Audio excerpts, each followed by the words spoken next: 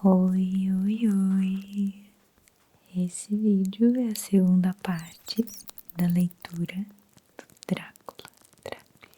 Se você ainda não viu a primeira parte, não tem problema, o link tá aqui abaixo na descrição do vídeo. Então encontre uma posição bem confortável para o seu corpo e relaxe nessa história aterrorizante e maravilhosa.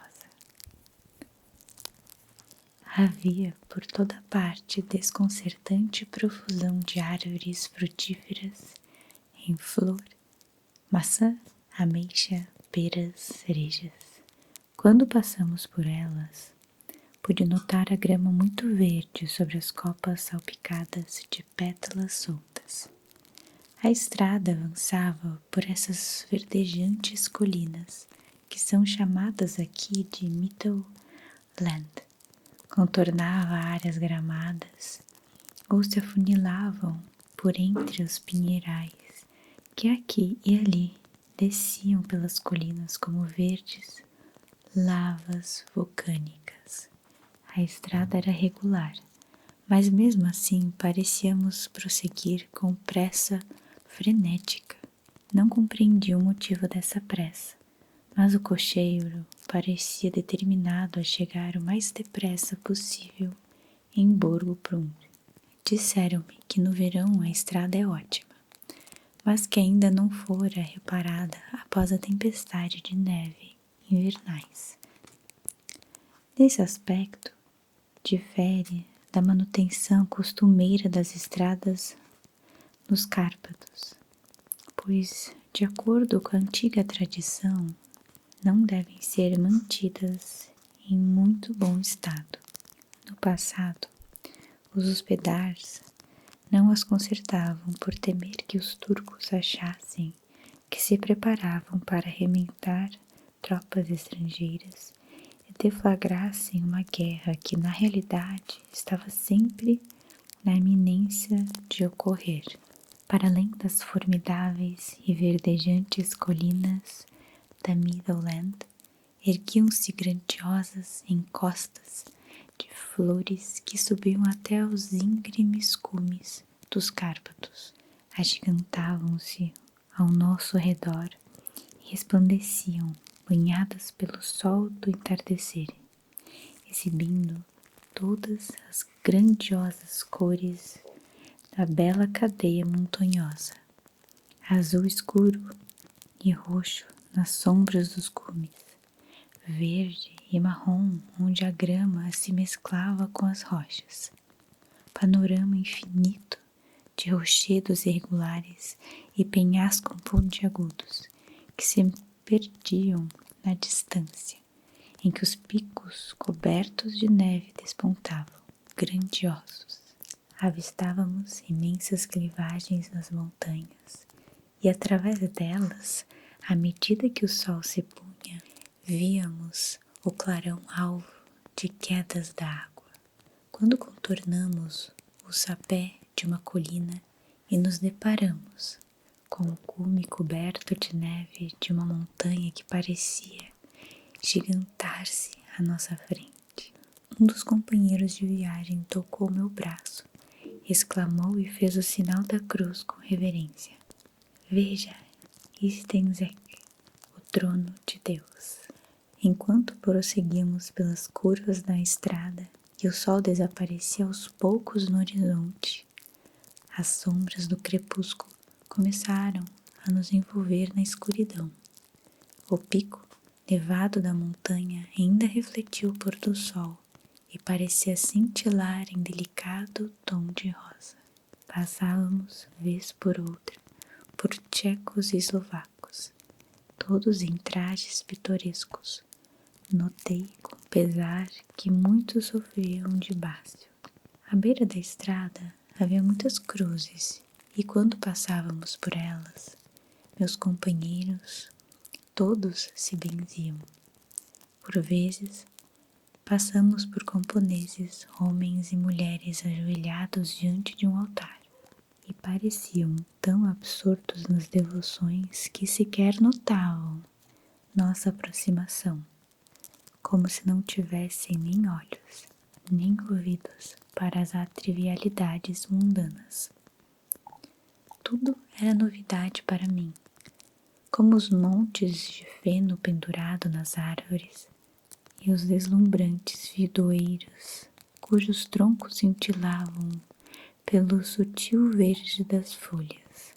Vez por outra, cruzávamos com um Leiterwolf, tradicional carroça dos camponeses, de carcaça comprida e sinuosa como serpente, projetada para suportar as irregularidades da estrada. Transportava um grupo expressivo de camponeses de volta para casa. Os tchecos com peles brancas de carneiro, os eslovacos com as coloridas e empunhando bastões compridos, com lanças, com machados na ponta. À medida que caía a noite, começou a esfriar bastante e o crepúsculo parecia amalgamar em uma só névoa sombria a escuridão das árvores, carvalhos, vaias e pinheiros. Somente os negros abetos pareciam se destacar aqui e ali, com a neve tardia de pano de fundo dos vales, nos pés das colinas, enquanto subíamos o desfiladeiro.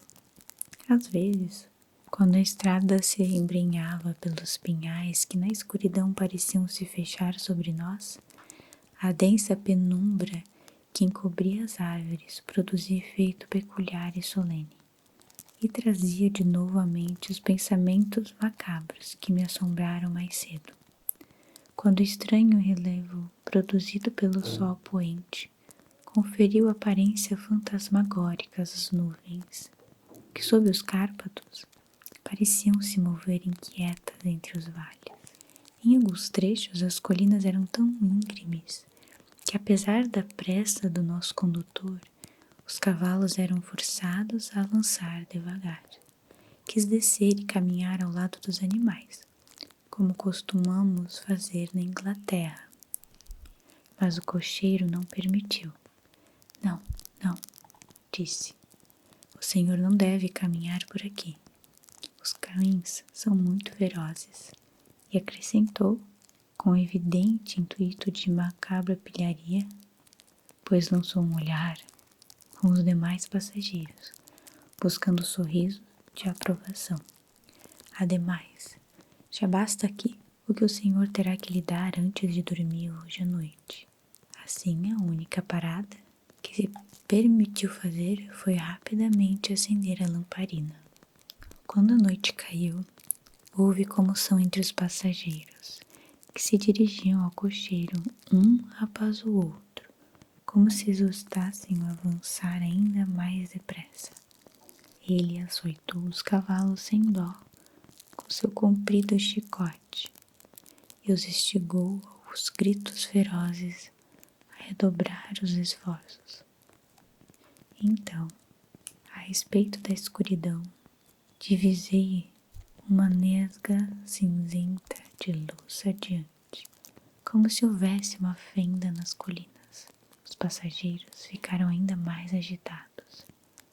A frenética diligência se sacudia sobre suas molas de couro e avançava como um barco à deriva no mar tempestuoso. Precisei me segurar.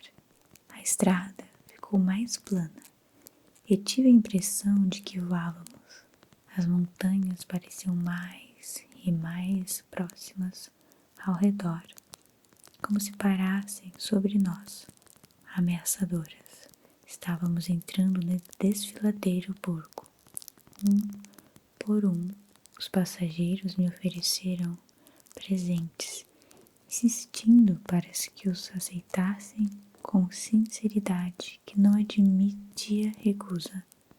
Eram presentes estranhos e variados, mas cada um me foi dado de boa fé, acompanhado de uma palavra gentil, uma bênção e aquela curiosa mistura de gestos amedrontados que eu vira lá no pátio do hotel em Bistrita.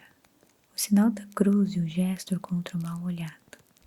Então, enquanto a diligência avançava desabrida, o cocheiro se inclinou e os passageiros se amontoaram nas janelas para examinar atentamente a escuridão lá fora.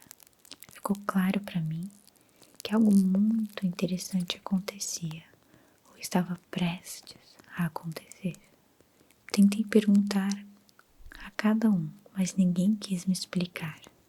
Permaneceram naquele estado agitado mais algum tempo. Finalmente, vimos o desfiladeiro surgir ao leste.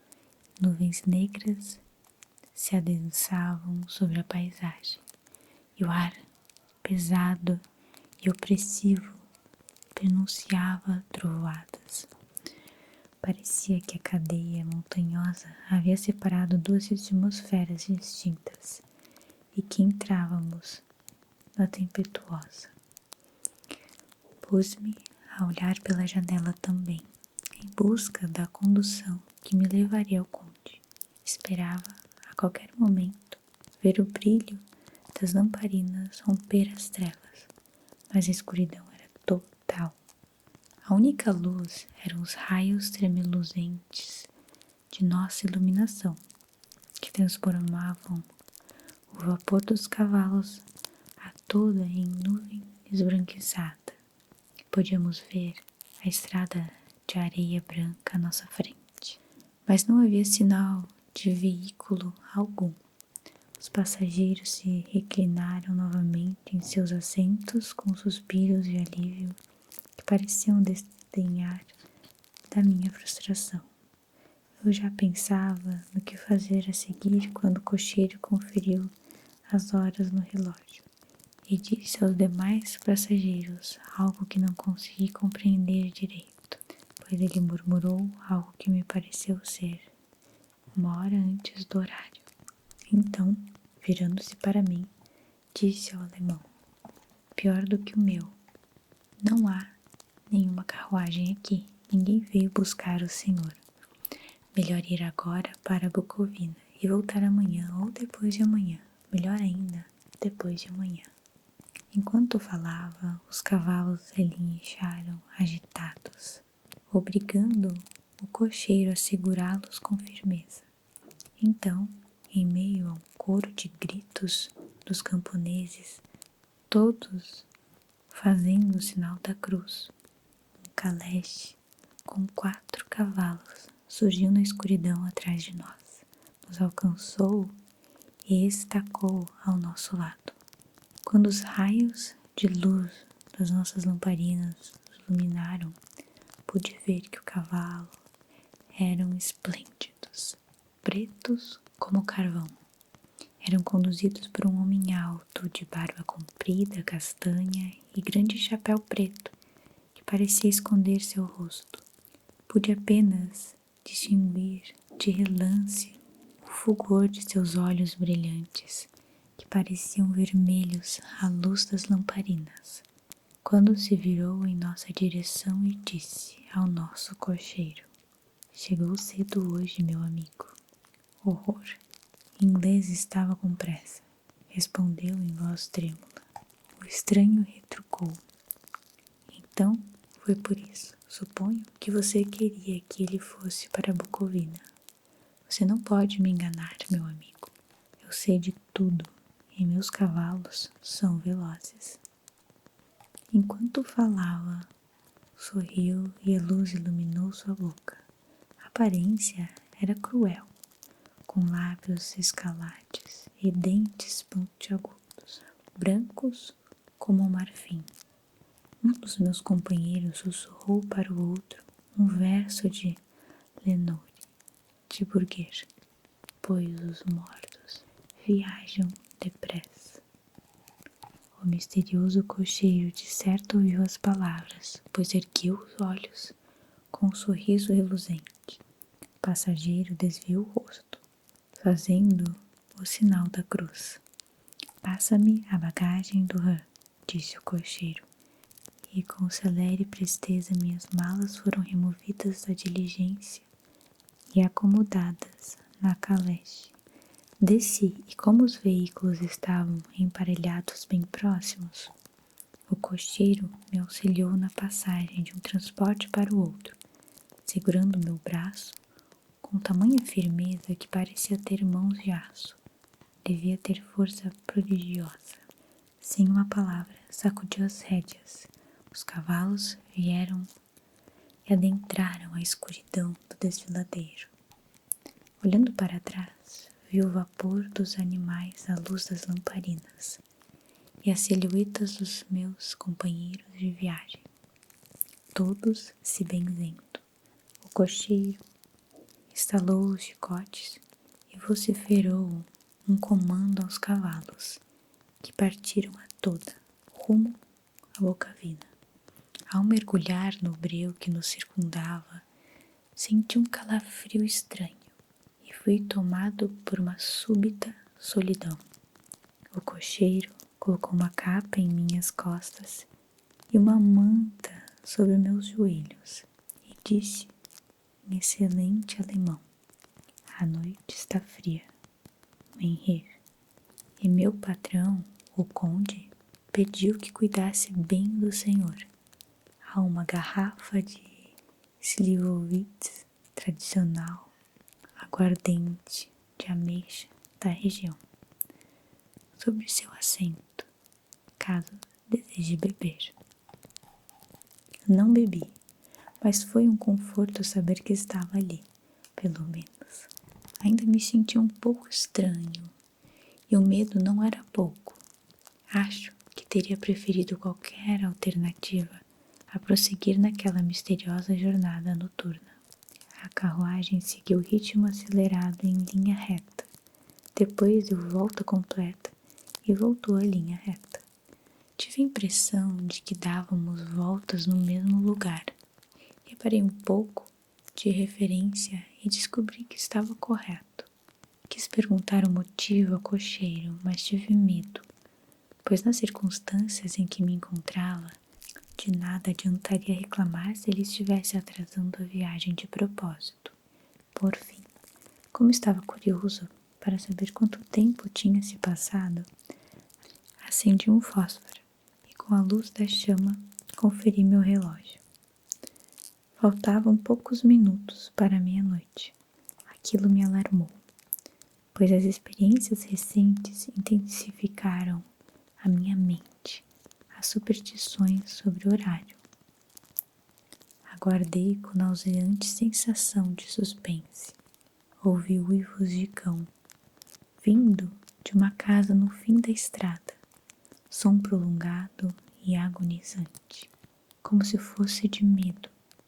O uivo foi respondido por um outro cão, depois mais outro e um terceiro, até que, carregada pelo vento que soprava suavemente pelos desfiladeiros, a sinfonia de uivos desfriados preencheu a noite sombria, vinda de todos os cantos da região, até onde a imaginação podia alcançar. Ao primeiro uivo, os cavalos se retesaram e ergueram as patas dianteiras no ar, mas o cocheiro se dirigiu a eles para alcançá-los e de fato sossegaram, porém ainda trêmulos e suados, como se tivessem escapado após um terrível susto. Então, à distância das montanhas que nos ladeavam, ouvimos uivos mais vigorosos e cortantes, lobos. O som afetou os cavalos e a mim da mesma maneira. Tive ímpetos de pular do caleche e sair correndo, ao passo que os animais espinaram novamente e se protegeram para a frente, o que fez o cocheiro usar toda sua considerável força para impedir que disfarçassem em golpe desfreado. Após alguns minutos, porém, meus ouvidos se acostumaram ao som e com os cavalos mais calmos, o cocheiro pôde descer e parar diante deles. Ele os acariciou, tranquilizou e sussurrou algo em seus ouvidos, como já ouvia dizer que fazem os adestradores. O efeito foi extraordinário. Com as carícias, tornaram-se dóceis novamente, embora ainda tremessem. O cocheiro retornou ao assento, sacudiu as rédeas e partimos a toda velocidade. Dessa vez, após alcançar a extremidade do desfiladeiro, de repente dobrou em uma estrada estreita à direita. Logo nos vimos cercados por árvores, que em alguns trechos do caminho inclinavam os galhos sobre a estrada, o que dava a impressão de estarmos em um túnel. Penhascos sisudos nos cercavam, maciços.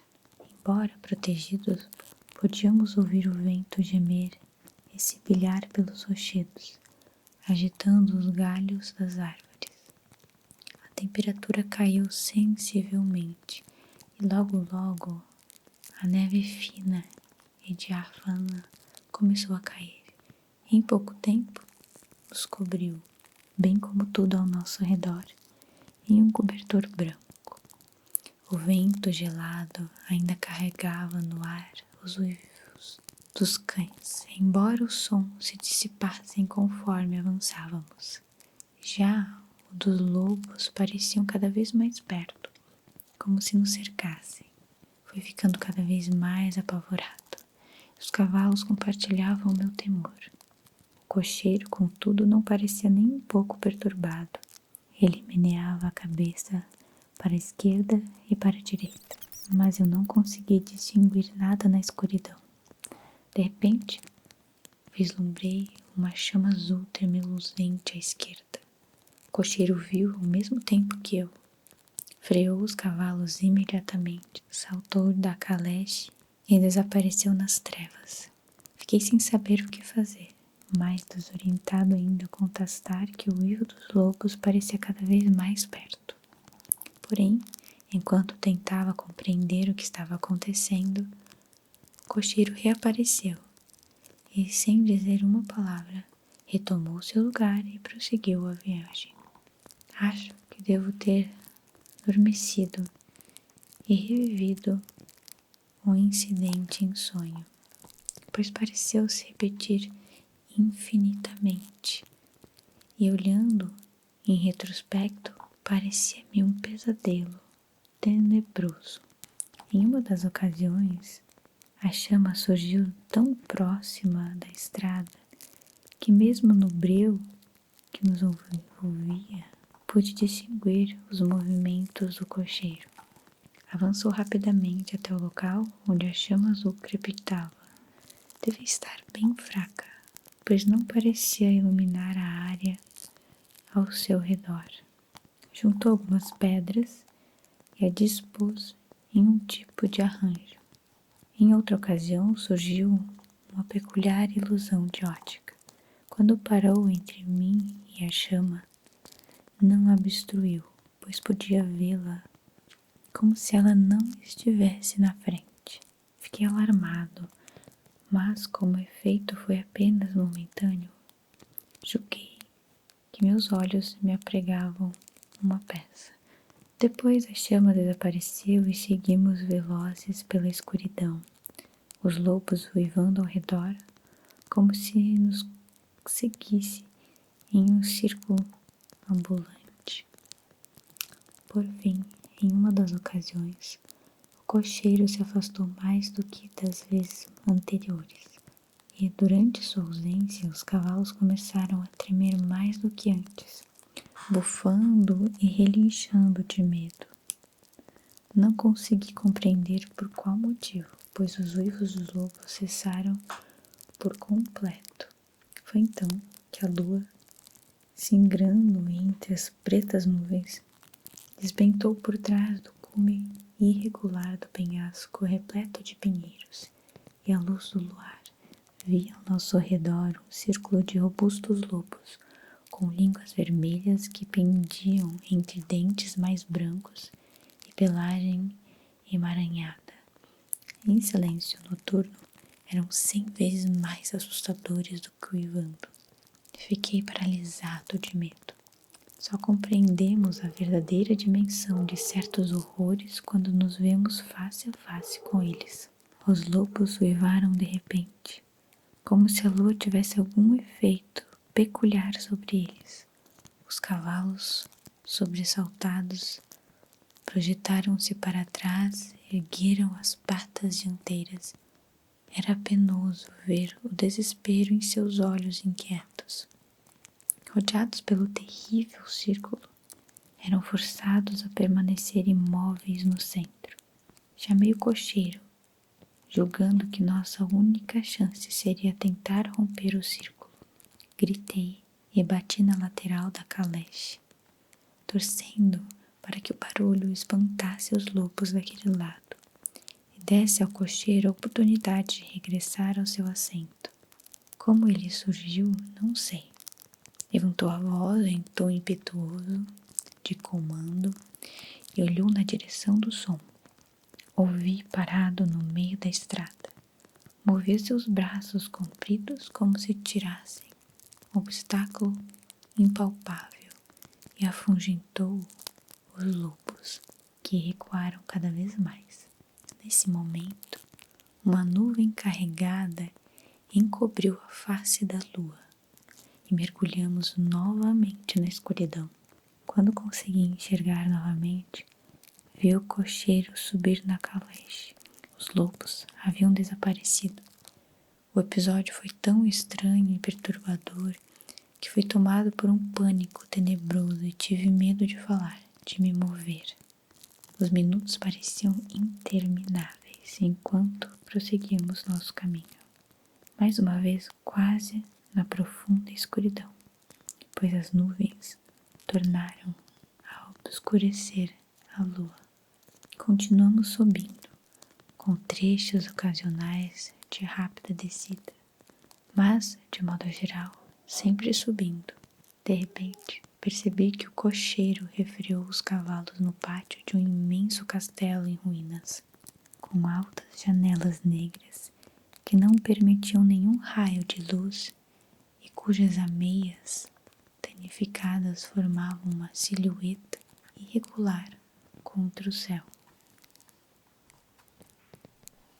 Diário de Jonathan Harker, continuação, 5 de maio, capítulo 2. Eu devia estar dormindo, pois se tivesse acordado, certamente notaria que nos aproximávamos do lugar tão extraordinário. Na penumbra, o pátio parecia ter um tamanho considerável, mas talvez parecesse maior do que realmente era, já que sobre os grandes arcos redondos abriam-se diversas passagens sombrias. Ainda não tivesse oportunidade de vê-lo à luz do dia. Quando a caleche parou, o cocheiro pulou do assento e esticou a mão para me ajudar a descer.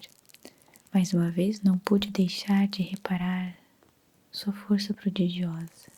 Sua mão parecia um torno de aço, capaz de esmagar a minha, se assim quisesse.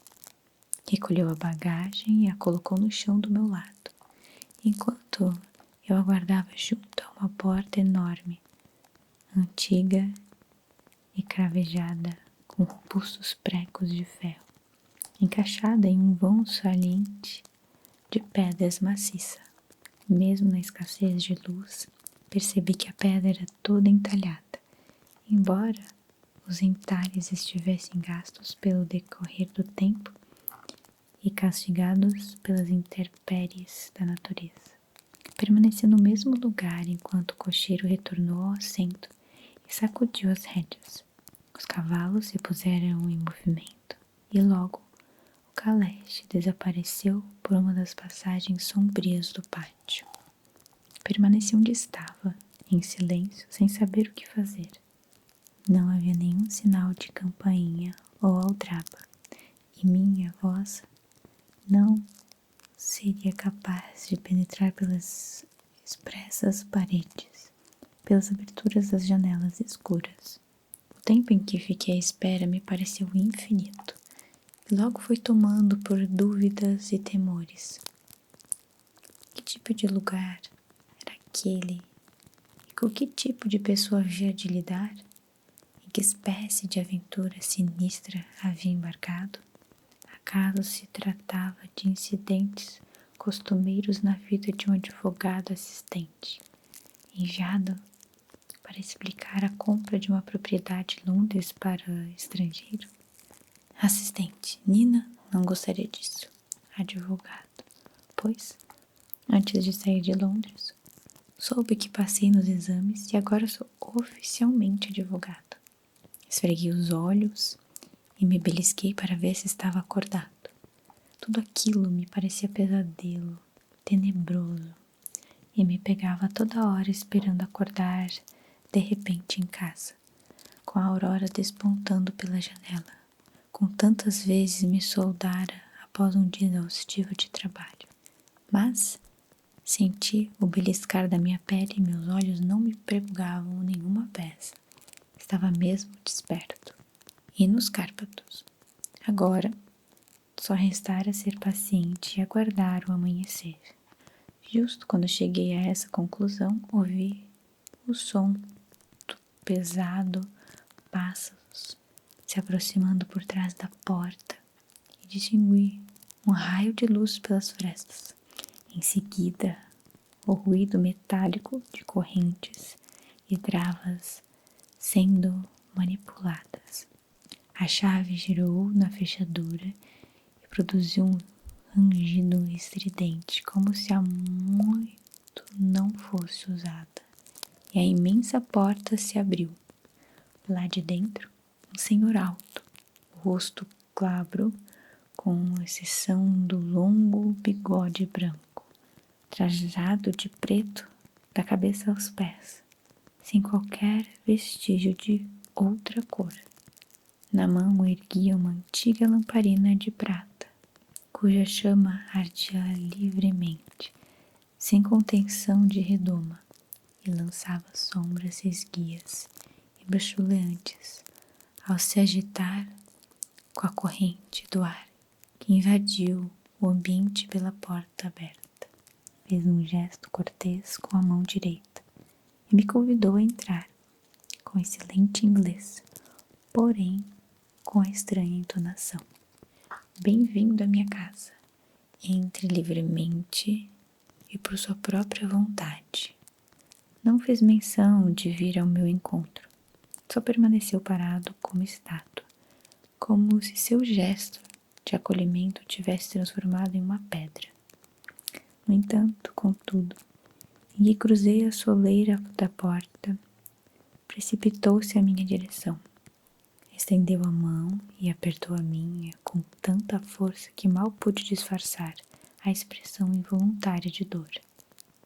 Também me surpreendi por estar fria como gelo, dando a impressão de que cumprimentei um cadáver e não um ser vivo. Ele então repetiu: bem-vindo à minha casa. Entre livremente. Parta em segurança e deixe um pouco da felicidade que traz consigo. A força do aperto da mão era tão semelhante ao do cocheiro, cujo rosto não havia visto, que por um instante suspeitei falar com a mesma pessoa. Para me certificar, indaguei: Conde Drácula? Ele se curvou em reverência e respondeu: Eu sou Drácula. Seja bem-vindo, Sr. Hacker, à minha casa. Entre. O ar da noite está congelado e você precisa comer e descansar. Enquanto falava, apoiou a lamparina no suporte da parede, avançou à minha direção e apanhou minha bagagem.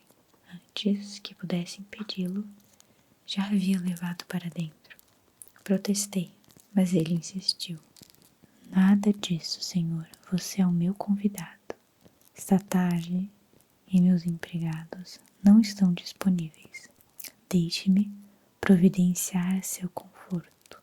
Ele insistiu em carregar meus pertences pelo corredor, depois por uma grande escada em espiral, e em seguida por outro corredor, em cujo assoalho de pedra nossos passos ecoaram ruidamente. Por fim, abriu pesada a porta e Foi com satisfação que vi, no interior do cômodo bem iluminado, a mesa posta para a ceia e majestosa lareira, onde a lenha crepitava fulgurante.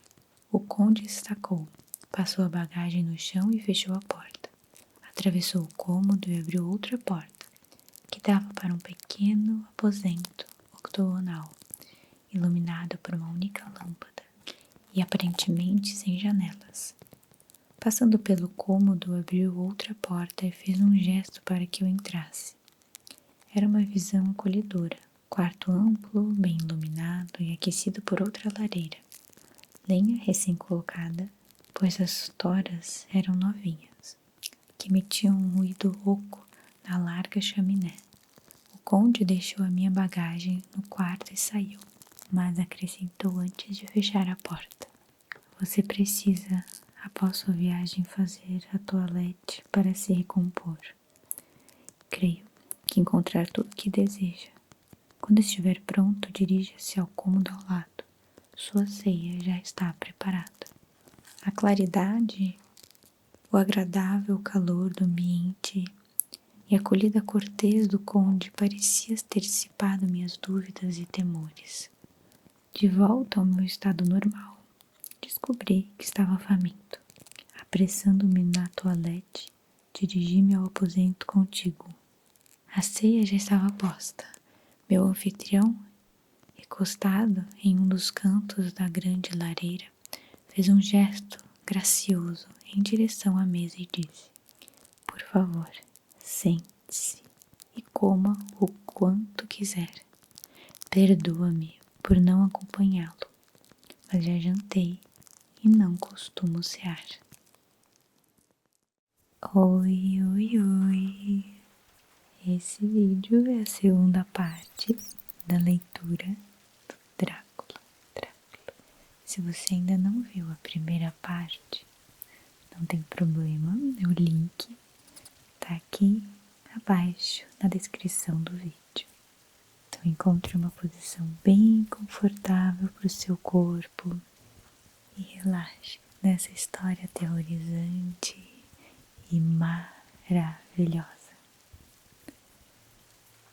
Havia por toda parte desconcertante profusão de árvores frutíferas em flor, maçã, ameixa, peras, cerejas. Quando passamos por elas, pude notar a grama muito verde sobre as copas salpicadas de pétalas soltas.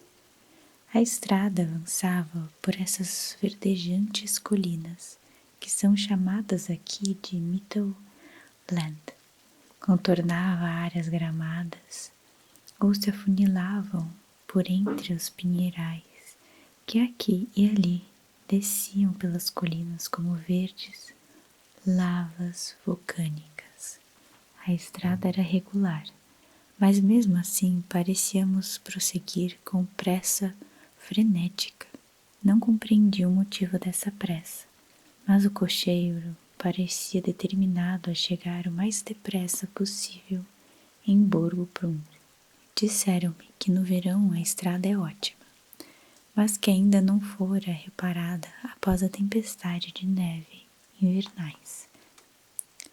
Nesse aspecto, difere da manutenção costumeira das estradas nos Cárpatos, pois, de acordo com a antiga tradição, não devem ser mantidas em muito bom estado. No passado, os hospedars não as consertavam por temer que os turcos achassem que se preparavam para arrementar tropas estrangeiras e deflagrassem uma guerra que na realidade estava sempre na iminência de ocorrer. Para além das formidáveis e verdejantes colinas da Meadowland, erguiam-se grandiosas encostas de flores que subiam até os íngremes cumes dos Cárpatos, agigantavam-se ao nosso redor e resplandeciam, banhadas pelo sol do entardecer, exibindo todas as grandiosas cores da bela cadeia montanhosa. azul escuro e roxo nas sombras dos cumes, verde e marrom onde a grama se mesclava com as rochas, panorama infinito de rochedos irregulares e penhascos pontiagudos que se perdiam na distância, em que os picos cobertos de neve despontavam, grandiosos. Avistávamos imensas clivagens nas montanhas, e através delas, à medida que o sol se punha, víamos o clarão alvo de quedas d'água. Quando contornamos o sapé de uma colina e nos deparamos com o cume coberto de neve de uma montanha que parecia gigantar-se à nossa frente. Um dos companheiros de viagem tocou meu braço, exclamou e fez o sinal da cruz com reverência. Veja, Istenzek, o trono de Deus. Enquanto prosseguíamos pelas curvas da estrada e o sol desaparecia aos poucos no horizonte, as sombras do crepúsculo começaram a nos envolver na escuridão. O pico nevado da montanha ainda refletiu o pôr do sol e parecia cintilar em delicado tom de rosa. Passávamos, vez por outra, por tchecos e eslovacos, todos em trajes pitorescos. Notei com pesar que muitos sofriam de bácio. À beira da estrada havia muitas cruzes e quando passávamos por elas, meus companheiros todos se benziam. Por vezes, passamos por camponeses, homens e mulheres ajoelhados diante de um altar, e pareciam tão absortos nas devoções que sequer notavam nossa aproximação, como se não tivessem nem olhos, nem ouvidos para as trivialidades mundanas. Tudo era novidade para mim, como os montes de feno pendurado nas árvores, e os deslumbrantes vidoeiros, cujos troncos cintilavam pelo sutil verde das folhas. Vez por outra, cruzávamos com um Leiterwolk tradicional, carroça dos camponeses, de carcaça comprida e sinuosa como serpente, projetada para suportar as irregularidades da estrada. Transportava um grupo expressivo de camponeses de volta para casa. Os tchecos com peles brancas de carneiro, os eslovacos com as coloridas, empunhando bastões compridos, com lanças, com machados na ponta. À medida que caía a noite, começou a esfriar bastante, e o crepúsculo parecia amalgamar em uma só névoa sombria a escuridão das árvores, carvalhos, vaias e pinheiros. Somente os negros abetos pareciam se destacar aqui e ali, com a neve tardia de pano de fundo dos vales, nos pés das colinas, enquanto subíamos o desfiladeiro. Às vezes, quando a estrada se embrenhava pelos pinhais que na escuridão pareciam se fechar sobre nós, a densa penumbra que encobria as árvores produzia efeito peculiar e solene, e trazia de novo à mente os pensamentos macabros que me assombraram mais cedo, quando o estranho relevo produzido pelo sol poente conferiu aparência fantasmagórica às nuvens, que sob os Cárpatos pareciam se mover inquietas entre os vales. Em alguns trechos as colinas eram tão íngremes que, apesar da pressa do nosso condutor, os cavalos eram forçados a avançar devagar. Quis descer e caminhar ao lado dos animais, como costumamos fazer na Inglaterra, mas o cocheiro não permitiu. Não, não, disse. O senhor não deve caminhar por aqui. Os cães são muito ferozes. E acrescentou, com evidente intuito de macabra pilharia, pois lançou um olhar com os demais passageiros, buscando o sorriso de aprovação. Ademais, já basta aqui o que o Senhor terá que lhe dar antes de dormir hoje à noite.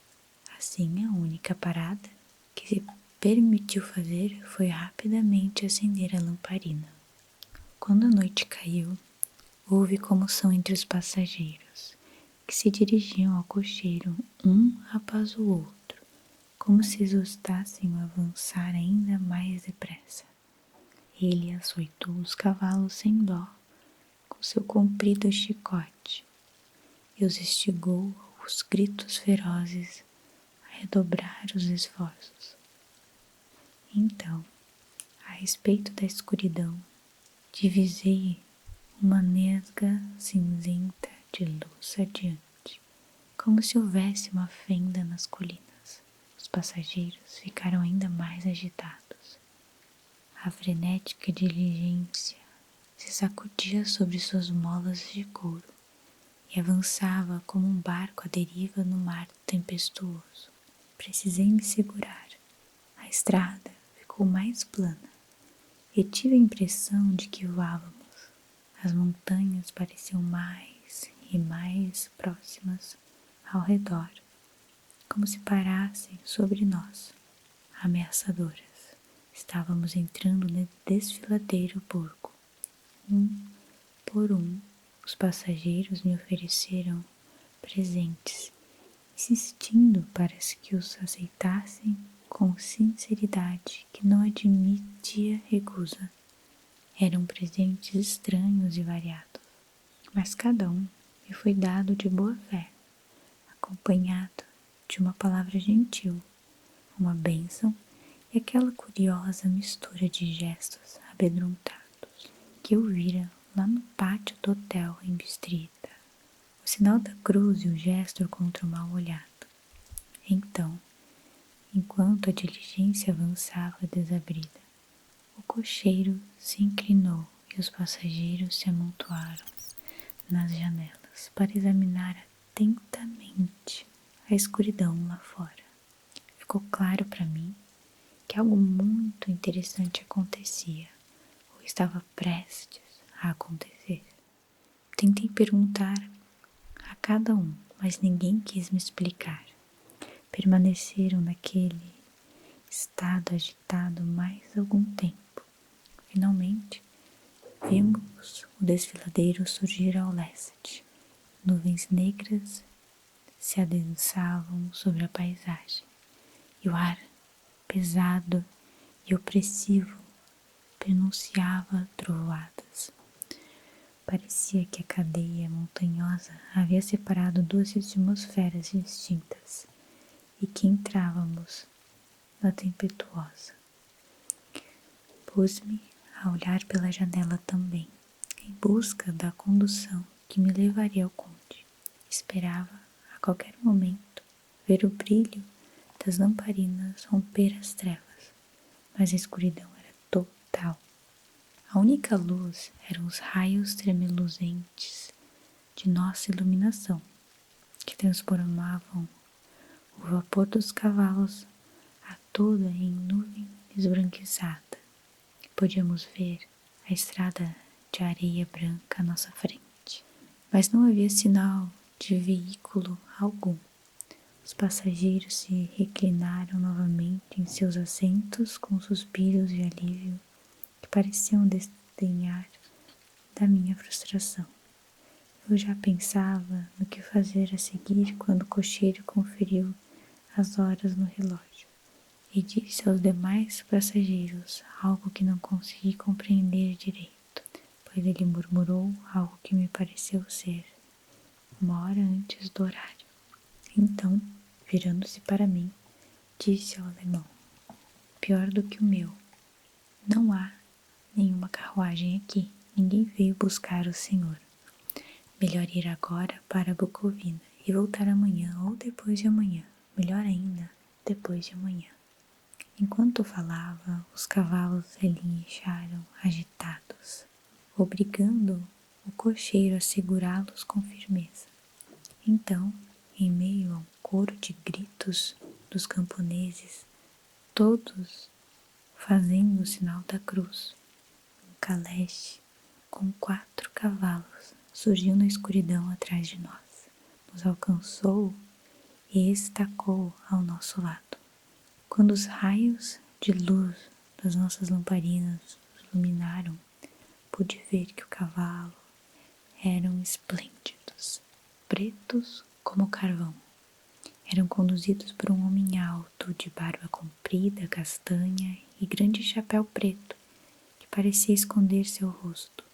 Pude apenas distinguir de relance o fulgor de seus olhos brilhantes, que pareciam vermelhos à luz das lamparinas, quando se virou em nossa direção e disse ao nosso cocheiro: "Chegou cedo hoje, meu amigo." Horror! Em inglês estava com pressa. Respondeu em voz trêmula. O estranho retrucou: "Então, foi por isso. Suponho que você queria que ele fosse para Bucovina. Você não pode me enganar, meu amigo. Eu sei de tudo e meus cavalos são velozes."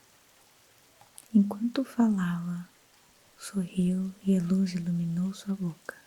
A aparência era cruel, com lábios escalates e dentes pontiagudos, brancos como o marfim.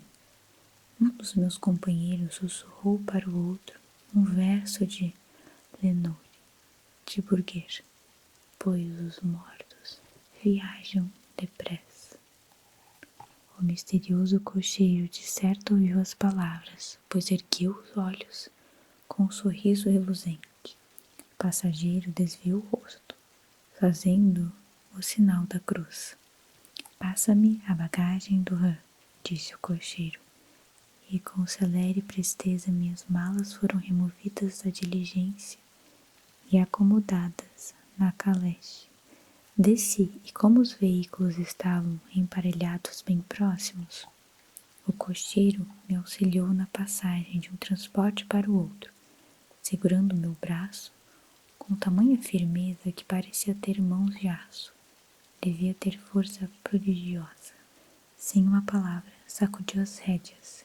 Os cavalos vieram e adentraram a escuridão do desfiladeiro. Olhando para trás, vi o vapor dos animais à luz das lamparinas e as silhuetas dos meus companheiros de viagem, todos se benzendo. O cocheiro estalou os chicotes e vociferou um comando aos cavalos, que partiram a toda, rumo à Bucovina. Ao mergulhar no breu que nos circundava, senti um calafrio estranho e fui tomado por uma súbita solidão.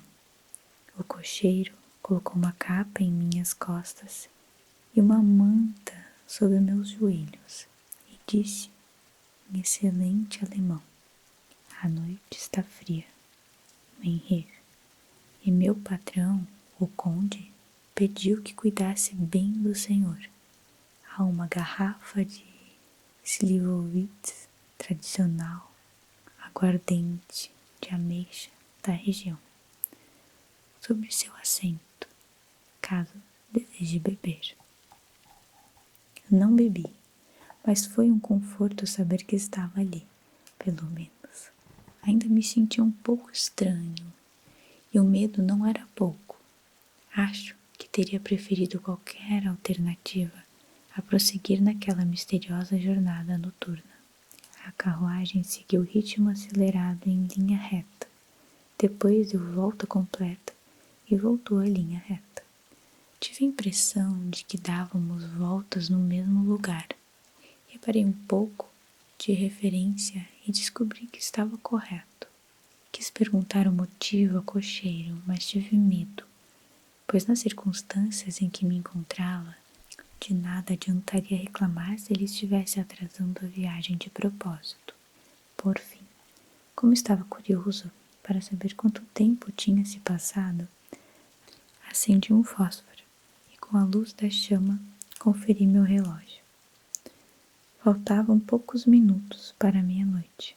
Aquilo me alarmou, pois as experiências recentes intensificaram a minha mente, as superstições sobre o horário. Aguardei com nauseante sensação de suspense. Ouvi uivos de cão, vindo de uma casa no fim da estrada, som prolongado e agonizante, como se fosse de medo. O uivo foi respondido por um outro cão, depois mais outro e um terceiro, até que, carregada pelo vento que soprava suavemente pelos desfiladeiros, a sinfonia de uivos desfriados preencheu a noite sombria, vinda de todos os cantos da região, até onde a imaginação podia alcançar. Ao primeiro uivo, os cavalos se retesaram e ergueram as patas dianteiras no ar, mas o cocheiro se dirigiu a eles para alcançá-los e de fato sossegaram, porém aí iam trêmulos e suados, como se tivessem escapado após um terrível susto. Então, à distância das montanhas que nos ladeavam, ouvimos uivos mais vigorosos e cortantes, lobos. O som afetou os cavalos e a mim da mesma maneira. Tive ímpetos de pular do caleche e sair correndo, ao passo que os animais espinaram novamente e se protegeram para a frente, o que fez o cocheiro usar toda sua considerável força para impedir que disfarçassem em golpe desfreado.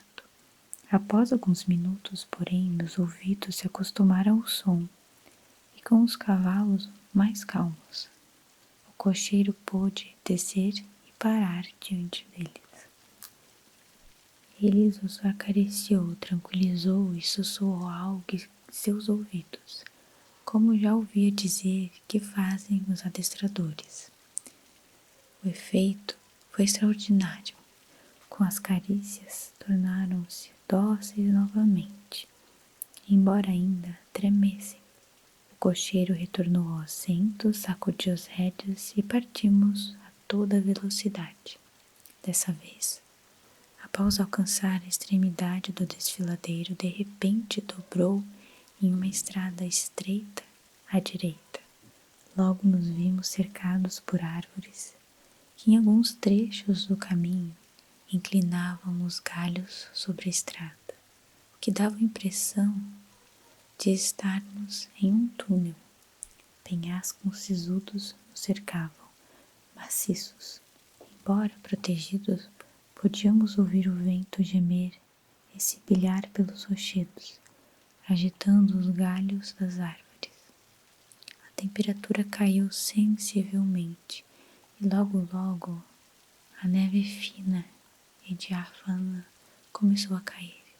Em pouco tempo, nos cobriu, bem como tudo ao nosso redor, em um cobertor branco. O vento gelado ainda carregava no ar os uivos dos cães, embora o som se dissipasse conforme avançávamos. Já o dos lobos pareciam cada vez mais perto, como se nos cercassem. Fui ficando cada vez mais apavorado. Os cavalos compartilhavam o meu temor. O cocheiro, contudo, não parecia nem um pouco perturbado. Ele meneava a cabeça para a esquerda e para a direita, mas eu não consegui distinguir nada na escuridão. De repente, vislumbrei uma chama azul tremulosente à esquerda. O cocheiro viu ao mesmo tempo que eu. Freou os cavalos imediatamente, saltou da caleche e desapareceu nas trevas. Fiquei sem saber o que fazer, mais desorientado ainda a constatar que o uivo dos lobos parecia cada vez mais perto. Porém, enquanto tentava compreender o que estava acontecendo, o cocheiro reapareceu e, sem dizer uma palavra, retomou seu lugar e prosseguiu a viagem. Acho que devo ter adormecido e revivido o incidente em sonho, pois pareceu se repetir infinitamente, e olhando em retrospecto, parecia-me um pesadelo tenebroso. Em uma das ocasiões, a chama surgiu tão próxima da estrada que mesmo no breu que nos envolvia, pude distinguir os movimentos do cocheiro. Avançou rapidamente até o local onde a chama azul crepitava. Devia estar bem fraca, pois não parecia iluminar a área ao seu redor. Juntou algumas pedras e a dispôs em um tipo de arranjo. Em outra ocasião surgiu uma peculiar ilusão de ótica.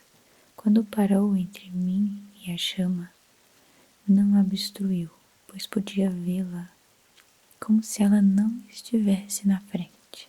Fiquei alarmado, mas como o efeito foi apenas momentâneo, julguei que meus olhos me apregavam uma peça. Depois a chama desapareceu e seguimos velozes pela escuridão, os lobos uivando ao redor, como se nos seguisse em um círculo ambulante. Por fim, em uma das ocasiões, o cocheiro se afastou mais do que das vezes anteriores, e durante sua ausência os cavalos começaram a tremer mais do que antes, bufando e relinchando de medo. Não consegui compreender por qual motivo, pois os uivos dos lobos cessaram por completo. Foi então que a lua, singrando entre as pretas nuvens, desbentou por trás do cume irregular do penhasco repleto de pinheiros, e a luz do luar via ao nosso redor um círculo de robustos lobos, com línguas vermelhas que pendiam entre dentes mais brancos e pelagem emaranhada. Em silêncio noturno, eram 100 vezes mais assustadores do que uivando. Fiquei paralisado de medo. Só compreendemos a verdadeira dimensão de certos horrores quando nos vemos face a face com eles. Os lobos uivaram de repente, como se a lua tivesse algum efeito peculiar sobre eles. Os cavalos, sobressaltados, projetaram-se para trás, ergueram as patas dianteiras. Era penoso ver o desespero em seus olhos inquietos. Rodeados pelo terrível círculo, eram forçados a permanecer imóveis no centro. Chamei o cocheiro, julgando que nossa única chance seria tentar romper o círculo. Gritei e bati na lateral da caleche, torcendo para que o barulho espantasse os lobos daquele lado e desse ao cocheiro a oportunidade de regressar ao seu assento. Como ele surgiu, não sei. Levantou a voz em tom impetuoso de comando e olhou na direção do som. Ouvi parado no meio da estrada. Movia seus braços compridos como se tirassem um obstáculo impalpável e afugentou os lobos, que recuaram cada vez mais. Nesse momento, uma nuvem carregada encobriu a face da lua e mergulhamos novamente na escuridão. Quando consegui enxergar novamente, vi o cocheiro subir na caleche. Os lobos haviam desaparecido.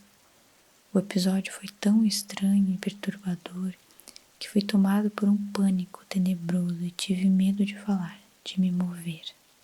Os minutos pareciam intermináveis enquanto prosseguíamos nosso caminho. Mais uma vez, quase na profunda escuridão, pois as nuvens tornaram a obscurecer a lua. Continuamos subindo, com trechos ocasionais de rápida descida, mas, de modo geral, sempre subindo.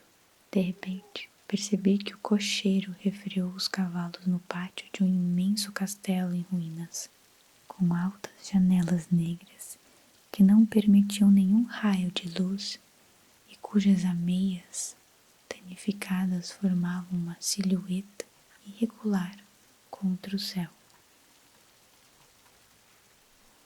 Diário de Jonathan Harker, continuação. 5 de maio. Capítulo 2. Eu devia estar dormindo, pois se tivesse acordado, certamente notaria que nos aproximávamos do lugar tão extraordinário. Na penumbra, o pátio parecia ter um tamanho considerável, mas talvez parecesse maior do que realmente era, já que sobre os grandes arcos redondos abriam-se diversas passagens sombrias.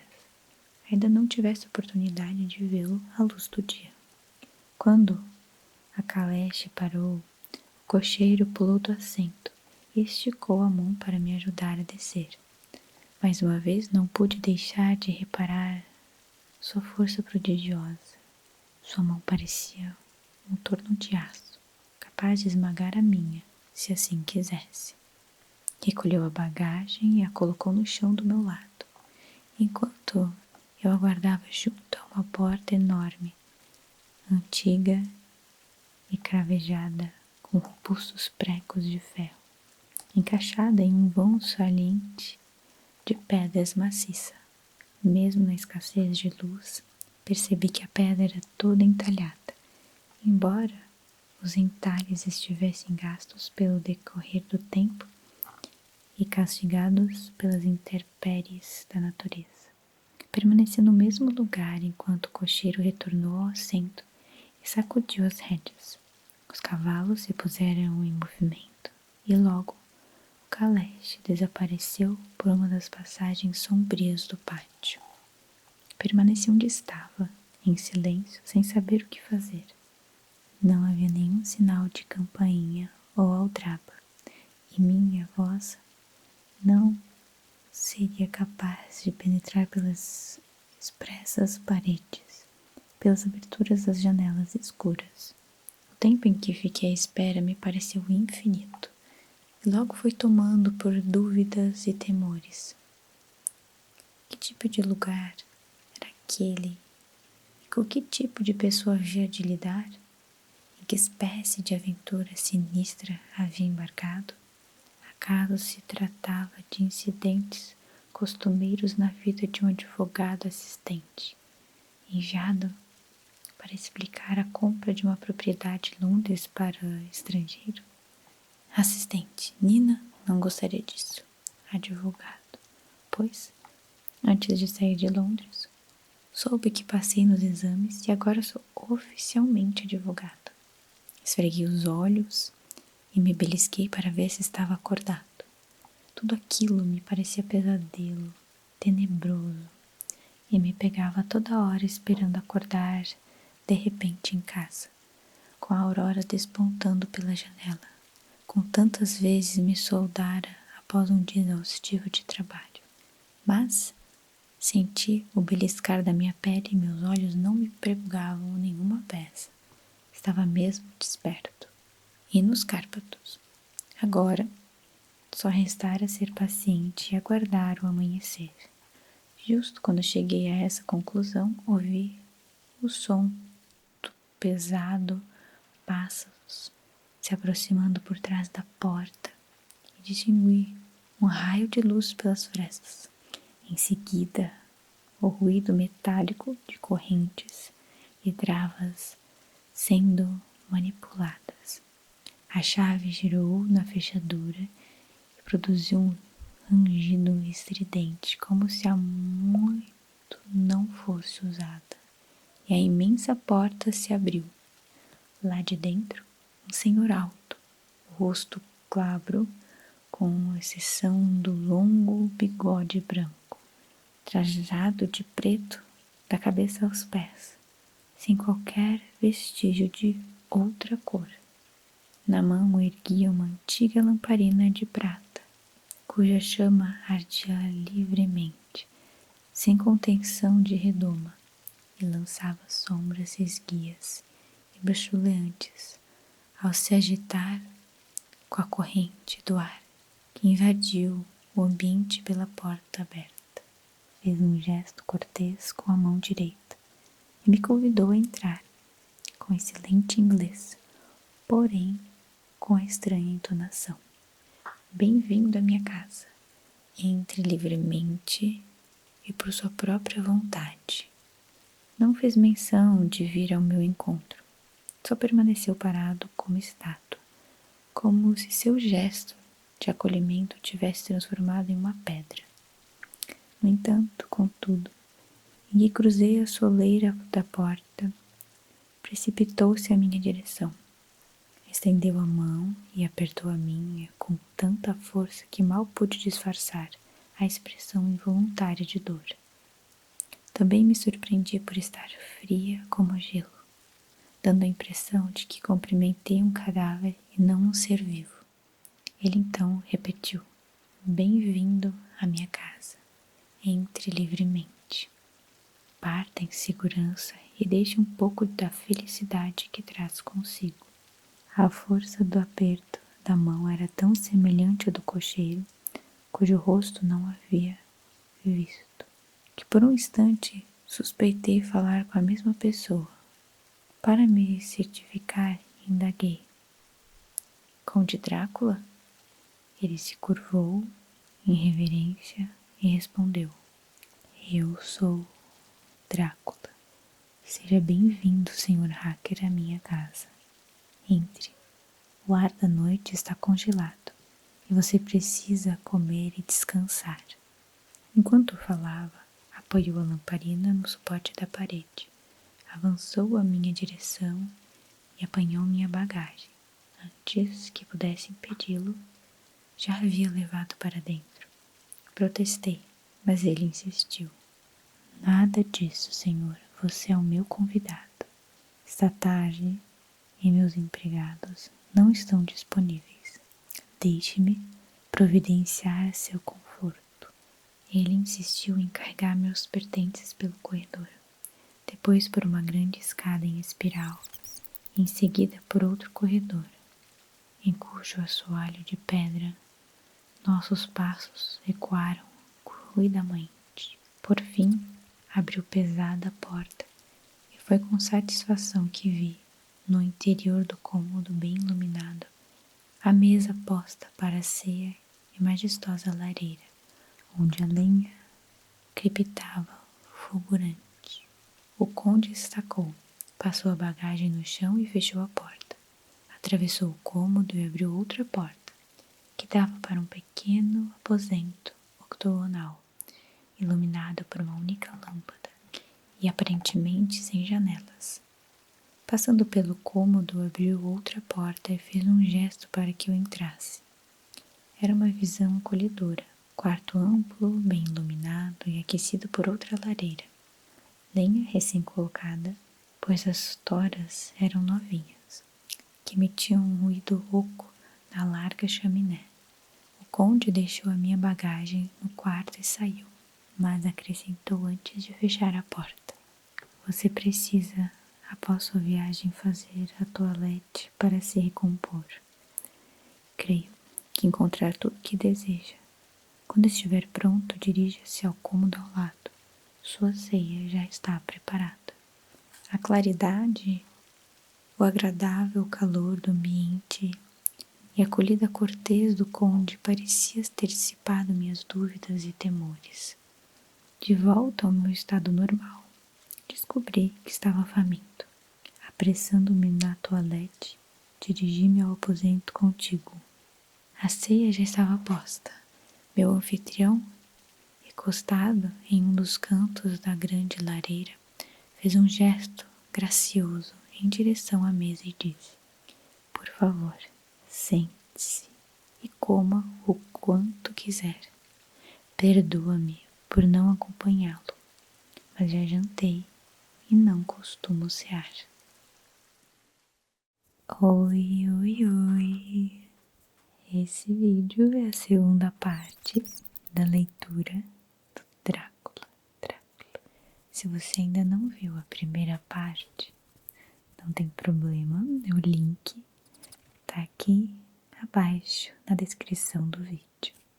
Então encontre uma posição bem confortável para o seu corpo e relaxe nessa história aterrorizante e maravilhosa. Havia por toda parte desconcertante profusão de árvores frutíferas em flor, maçã, ameixa, peras, cerejas. Quando passamos por elas, pude notar a grama muito verde sobre as copas salpicadas de pétalas soltas. A estrada avançava por essas verdejantes colinas, que são chamadas aqui de Mittelland. Contornava áreas gramadas, ou se afunilavam por entre os pinheirais, que aqui e ali desciam pelas colinas como verdes lavas vulcânicas. A estrada era regular, mas mesmo assim parecíamos prosseguir com pressa frenética. Não compreendi o motivo dessa pressa, mas o cocheiro parecia determinado a chegar o mais depressa possível em Borgo-Prund. Disseram-me que no verão a estrada é ótima, mas que ainda não fora reparada após a tempestade de neve invernais. Nesse aspecto, difere da manutenção costumeira das estradas nos Cárpatos, pois, de acordo com a antiga tradição, não devem ser mantidas em muito bom estado. No passado, os hospedars não as consertavam por temer que os turcos achassem que se preparavam para arrementar tropas estrangeiras e deflagrassem uma guerra que na realidade estava sempre na iminência de ocorrer. Para além das formidáveis e verdejantes colinas da Midland, erguiam-se grandiosas encostas de flores que subiam até os íngremes cumes dos Cárpatos.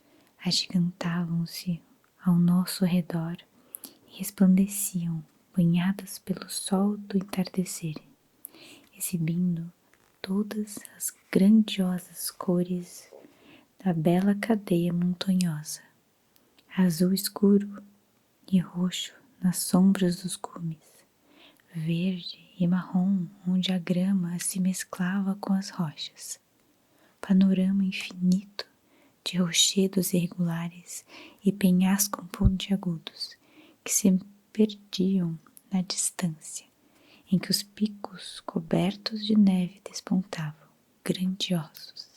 Avistávamos imensas clivagens nas montanhas, e através delas, à medida que o sol se punha, víamos o clarão alvo de quedas d'água.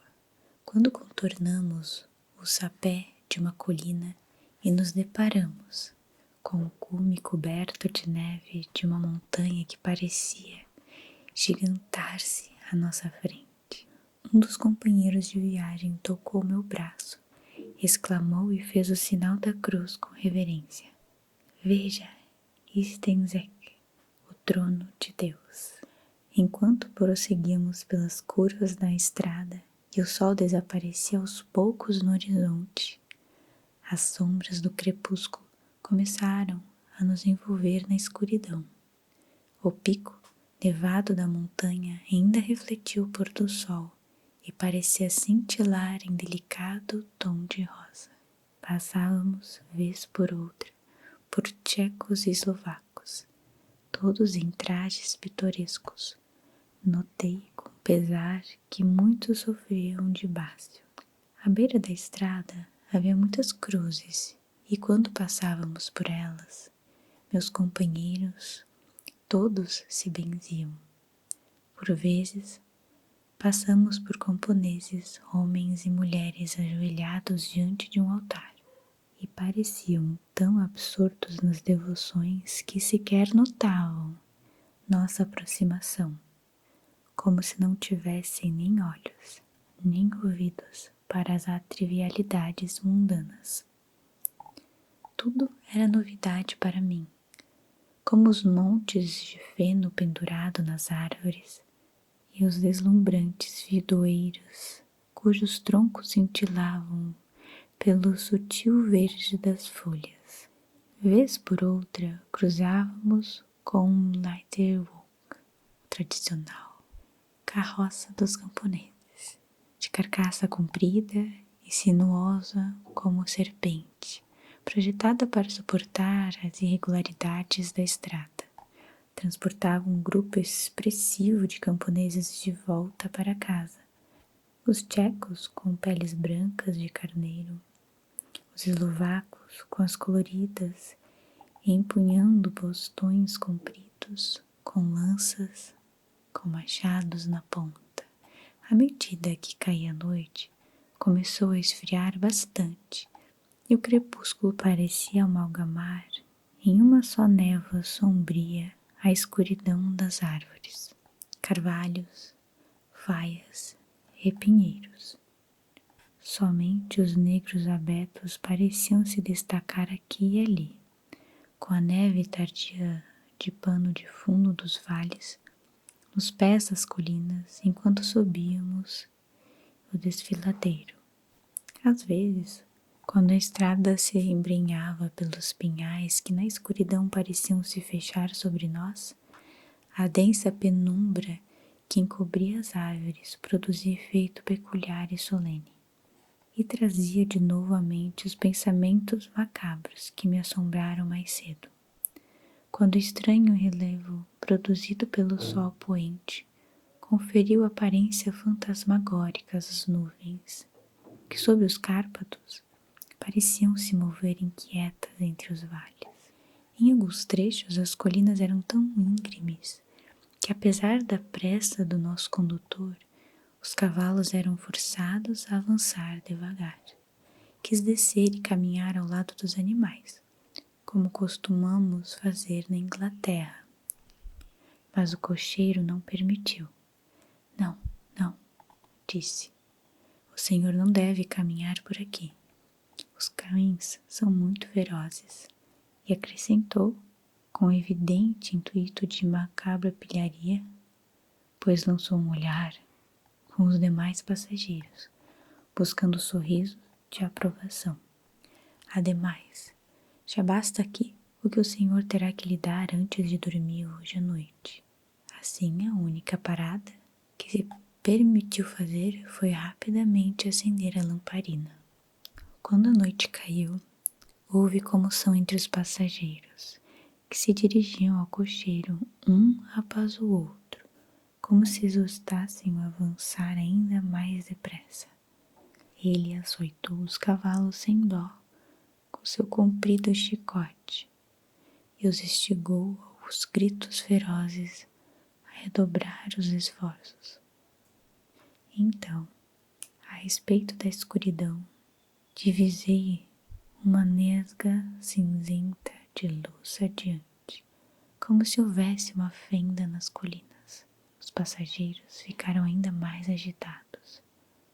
A frenética diligência se sacudia sobre suas molas de couro e avançava como um barco à deriva no mar tempestuoso.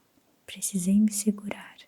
A estrada ficou mais plana e tive a impressão de que voávamos. As montanhas pareciam mais e mais próximas ao redor, como se parassem sobre nós, ameaçadoras. Estávamos entrando no desfiladeiro porco. Um por um, os passageiros me ofereceram presentes, insistindo para que os aceitassem com sinceridade que não admitia recusa. Eram presentes estranhos e variados, mas cada um me foi dado de boa fé, acompanhado de uma palavra gentil, uma bênção e aquela curiosa mistura de gestos amedrontados que eu vira lá no pátio do hotel em Bistrita. O sinal da cruz e o gesto contra o mal olhado. Então, enquanto a diligência avançava desabrida, o cocheiro se inclinou e os passageiros se amontoaram nas janelas para examinar atentamente a escuridão lá fora. Ficou claro para mim que algo muito interessante acontecia, ou estava prestes a acontecer. Tentei perguntar a cada um, mas ninguém quis me explicar. Permaneceram naquele estado agitado mais algum tempo. Finalmente, vimos o desfiladeiro surgir ao leste.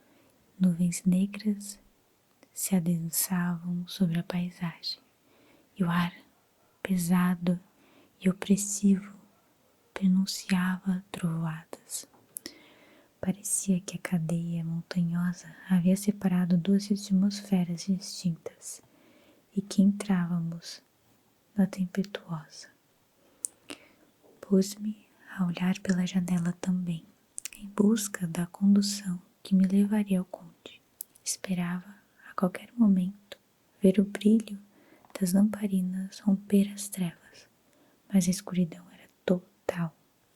A única luz eram os raios tremeluzentes de nossa iluminação, que transformavam o vapor dos cavalos a toda em nuvem esbranquiçada.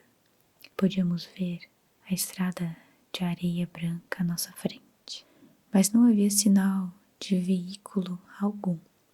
Os passageiros se reclinaram novamente em seus assentos com suspiros de alívio que pareciam desdenhar da minha frustração. Eu já pensava no que fazer a seguir quando o cocheiro conferiu as horas no relógio e disse aos demais passageiros algo que não consegui compreender direito, pois ele murmurou algo que me pareceu ser 1 hora antes do horário.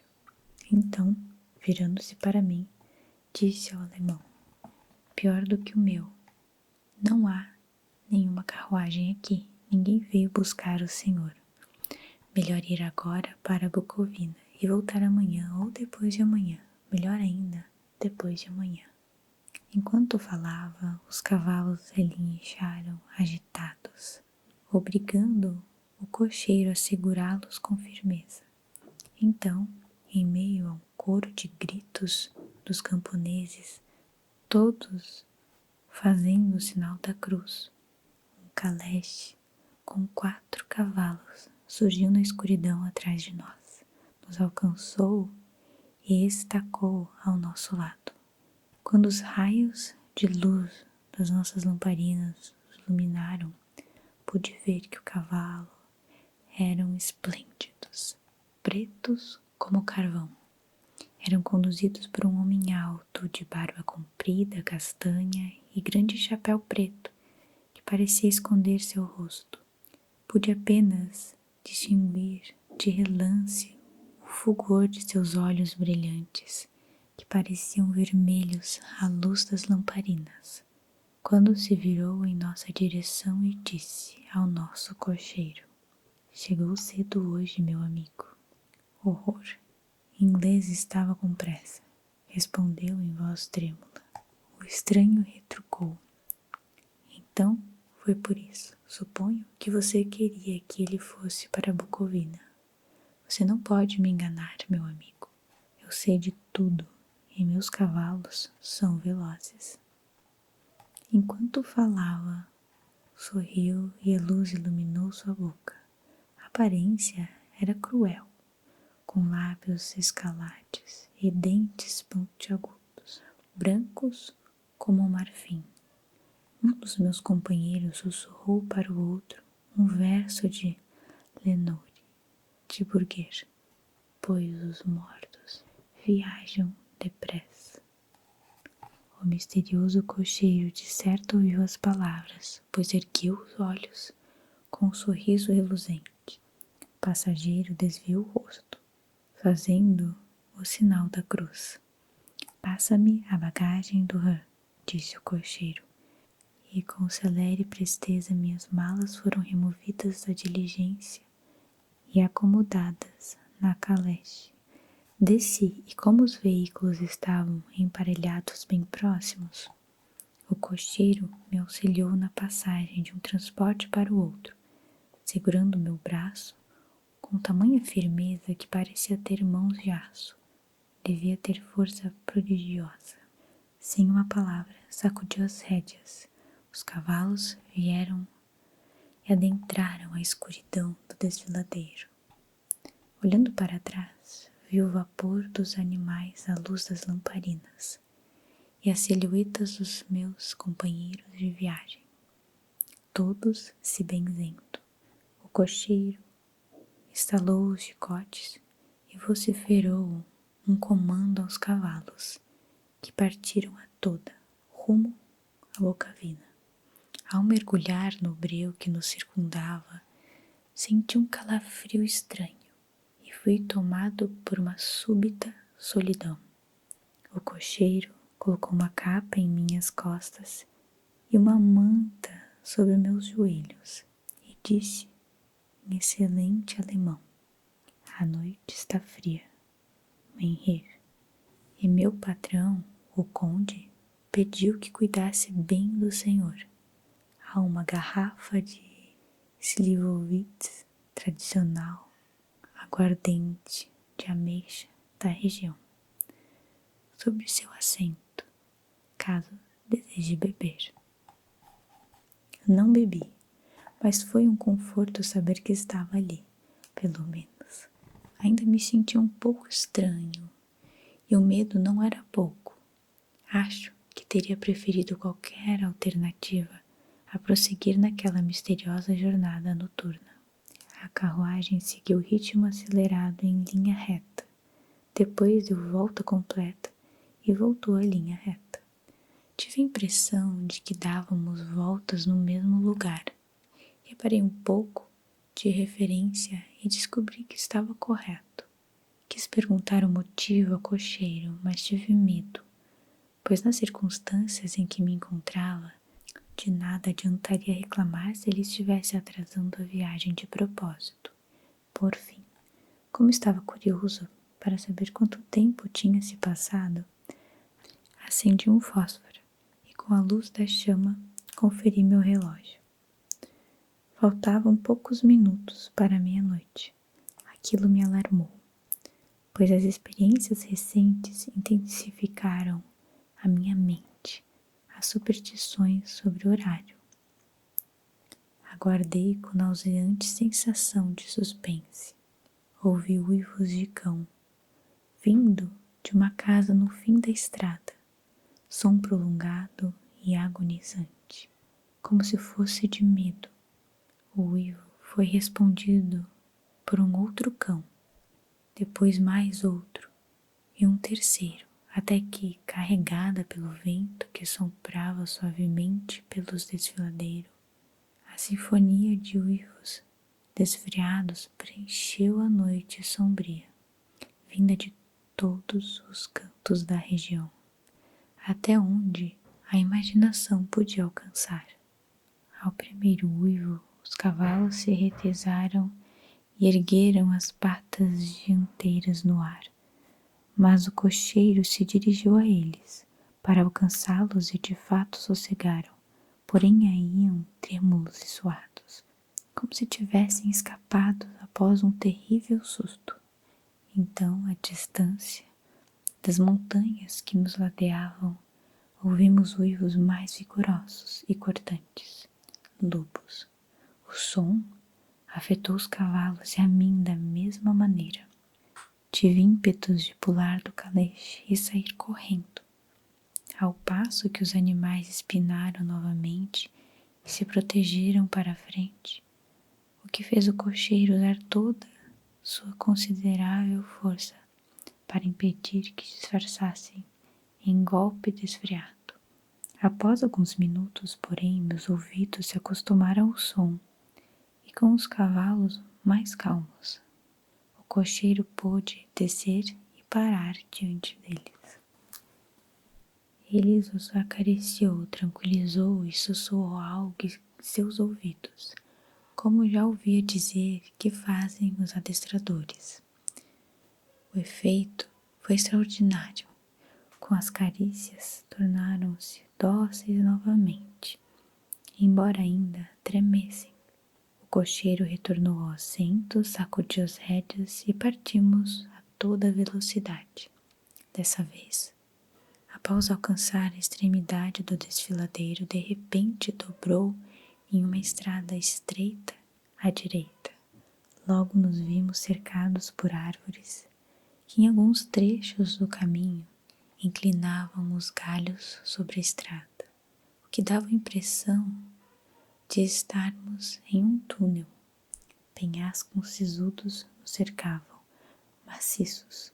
Embora protegidos, podíamos ouvir o vento gemer e sibilhar pelos rochedos, agitando os galhos das árvores. A temperatura caiu sensivelmente e logo a neve fina e diáfana começou a cair. Em pouco tempo, nos cobriu, bem como tudo ao nosso redor, em um cobertor branco. O vento gelado ainda carregava no ar os uivos dos cães, embora o som se dissipasse conforme avançávamos. Já o dos lobos pareciam cada vez mais perto, como se nos cercassem. Fui ficando cada vez mais apavorado. Os cavalos compartilhavam o meu temor. O cocheiro, contudo, não parecia nem um pouco perturbado. Ele meneava a cabeça para a esquerda e para a direita, mas eu não consegui distinguir nada na escuridão. De repente, vislumbrei uma chama azul tremeluzente à esquerda. O cocheiro viu ao mesmo tempo que eu. Freou os cavalos imediatamente, saltou da caleche e desapareceu nas trevas. Fiquei sem saber o que fazer, mais desorientado ainda ao constatar que o uivo dos lobos parecia cada vez mais perto. Porém, enquanto tentava compreender o que estava acontecendo, o cocheiro reapareceu e, sem dizer uma palavra, retomou seu lugar e prosseguiu a viagem. Acho que devo ter adormecido e revivido o incidente em sonho, pois pareceu se repetir infinitamente, e olhando em retrospecto, parecia-me um pesadelo tenebroso. Em uma das ocasiões, a chama surgiu tão próxima da estrada que mesmo no breu que nos envolvia, pude distinguir os movimentos do cocheiro. Avançou rapidamente até o local onde a chama azul crepitava. Devia estar bem fraca, pois não parecia iluminar a área ao seu redor. Juntou algumas pedras e a dispôs em um tipo de arranjo. Em outra ocasião surgiu uma peculiar ilusão de ótica. Quando parou entre mim e a chama, não a obstruiu, pois podia vê-la como se ela não estivesse na frente. Fiquei alarmado, mas como o efeito foi apenas momentâneo, julguei que meus olhos me apregavam uma peça. Depois a chama desapareceu e seguimos velozes pela escuridão, os lobos uivando ao redor, como se nos seguisse em um círculo ambulante. Por fim, em uma das ocasiões, o cocheiro se afastou mais do que das vezes anteriores, e durante sua ausência os cavalos começaram a tremer mais do que antes, bufando e relinchando de medo. Não consegui compreender por qual motivo, pois os uivos dos lobos cessaram por completo. Foi então que a lua, singrando entre as pretas nuvens, despentou por trás do cume irregular do penhasco repleto de pinheiros, e a luz do luar via ao nosso redor um círculo de robustos lobos, com línguas vermelhas que pendiam entre dentes mais brancos e pelagem emaranhada. Em silêncio noturno, eram 100 vezes mais assustadores do que uivando. Fiquei paralisado de medo. Só compreendemos a verdadeira dimensão de certos horrores quando nos vemos face a face com eles. Os lobos uivaram de repente, como se a lua tivesse algum efeito peculiar sobre eles. Os cavalos, sobressaltados, projetaram-se para trás, ergueram as patas dianteiras. Era penoso ver o desespero em seus olhos inquietos. Rodeados pelo terrível círculo, eram forçados a permanecer imóveis no centro. Chamei o cocheiro, julgando que nossa única chance seria tentar romper o círculo. Gritei e bati na lateral da caleche, torcendo para que o barulho espantasse os lobos daquele lado e desse ao cocheiro a oportunidade de regressar ao seu assento. Como ele surgiu, não sei. Levantou a voz em tom impetuoso, de comando e olhou na direção do som. Ouvi parado no meio da estrada. Movia seus braços compridos como se tirassem obstáculo impalpável e afugentou os lobos, que recuaram cada vez mais. Nesse momento, uma nuvem carregada encobriu a face da lua e mergulhamos novamente na escuridão. Quando consegui enxergar novamente, vi o cocheiro subir na caleche. Os lobos haviam desaparecido. O episódio foi tão estranho e perturbador que fui tomado por um pânico tenebroso e tive medo de falar, de me mover. Os minutos pareciam intermináveis enquanto prosseguíamos nosso caminho. Mais uma vez, quase na profunda escuridão, pois as nuvens tornaram a obscurecer a lua. Continuamos subindo, com trechos ocasionais de rápida descida, mas, de modo geral, sempre subindo. De repente, percebi que o cocheiro refreou os cavalos no pátio de um imenso castelo em ruínas, com altas janelas negras que não permitiam nenhum raio de luz e cujas ameias danificadas formavam uma silhueta irregular contra o céu. Diário de Jonathan Harker, continuação, 5 de maio, capítulo 2. Eu devia estar dormindo, pois se tivesse acordado, certamente notaria que nos aproximávamos do lugar tão extraordinário. Na penumbra, o pátio parecia ter um tamanho considerável, mas talvez parecesse maior do que realmente era, já que sobre os grandes arcos redondos abriam-se diversas passagens sombrias. Ainda não tivesse oportunidade de vê-lo à luz do dia. Quando a caleche parou, o cocheiro pulou do assento e esticou a mão para me ajudar a descer. Mais uma vez não pude deixar de reparar sua força prodigiosa. Sua mão parecia um torno de aço, capaz de esmagar a minha, se assim quisesse.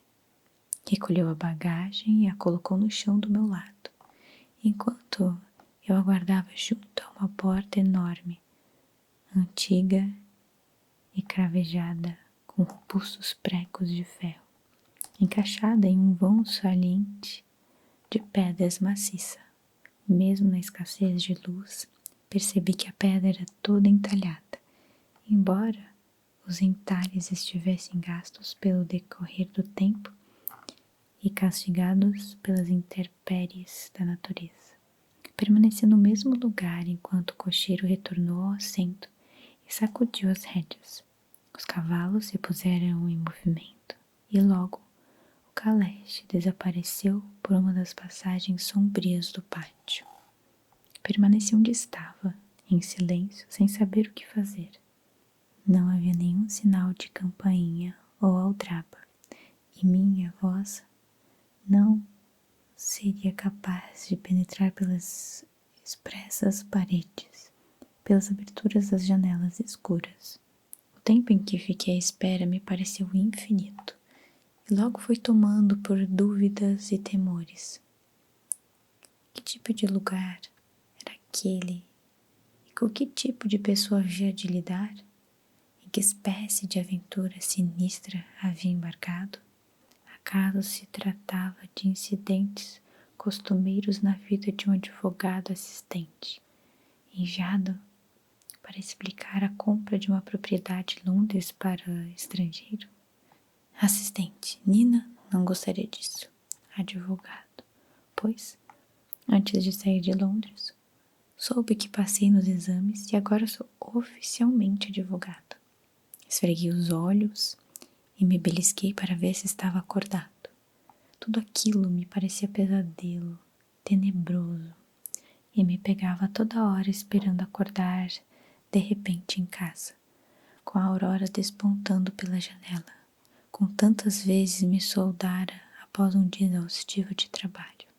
Mas, Senti o beliscar da minha pele e meus olhos não me pregavam nenhuma peça. Estava mesmo desperto. E nos Cárpatos. Agora, só restara ser paciente e aguardar o amanhecer. Justo quando cheguei a essa conclusão, ouvi o som do pesado pássaros se aproximando por trás da porta e distingui um raio de luz pelas frestas.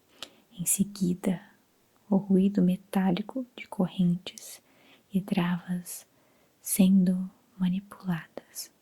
A chave girou na fechadura e produziu um rangido estridente, como se há muito não fosse usada.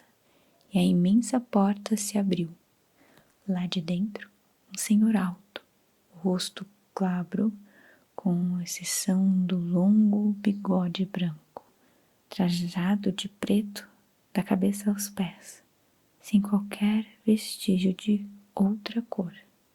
Na mão erguia uma antiga lamparina de prata, cuja chama ardia livremente, sem contenção de redoma, e lançava sombras esguias e bruxuleantes ao se agitar com a corrente do ar que invadiu o ambiente pela porta aberta. Fez um gesto cortês com a mão direita e me convidou a entrar, com excelente inglês, porém com a estranha entonação. Bem-vindo à minha casa. Entre livremente e por sua própria vontade. Não fez menção de vir ao meu encontro. Só permaneceu parado como estátua, como se seu gesto de acolhimento tivesse transformado em uma pedra. No entanto, contudo, em que cruzei a soleira da porta, precipitou-se à minha direção. Estendeu a mão e apertou a minha com tanta força que mal pude disfarçar a expressão involuntária de dor. Também me surpreendi por estar fria como gelo, dando a impressão de que cumprimentei um cadáver e não um ser vivo. Ele então repetiu: bem-vindo à minha casa. Entre livremente. Parta em segurança e deixe um pouco da felicidade que traz consigo. A força do aperto da mão era tão semelhante ao do cocheiro, cujo rosto não havia visto, que por um instante suspeitei falar com a mesma pessoa. Para me certificar, indaguei: Conde Drácula? Ele se curvou em reverência e respondeu: Eu sou Drácula. Seja bem-vindo, Sr. Hacker, à minha casa. Entre. O ar da noite está congelado e você precisa comer e descansar. Enquanto falava, apoiou a lamparina no suporte da parede, avançou à minha direção e apanhou minha bagagem.